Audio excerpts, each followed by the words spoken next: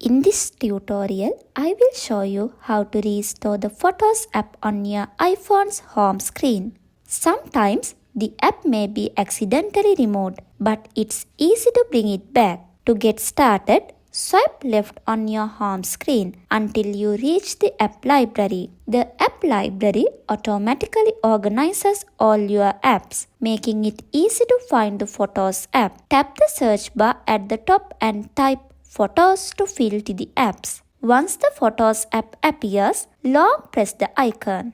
Drag and drop the Photos app to your desired location on the home screen. After placing it, tap Done to save your changes and exit edit mode. You have successfully restored the Photos app to the home screen. If you have any questions, leave a comment, and if the video helped, give it a thumbs up and subscribe for more tutorials.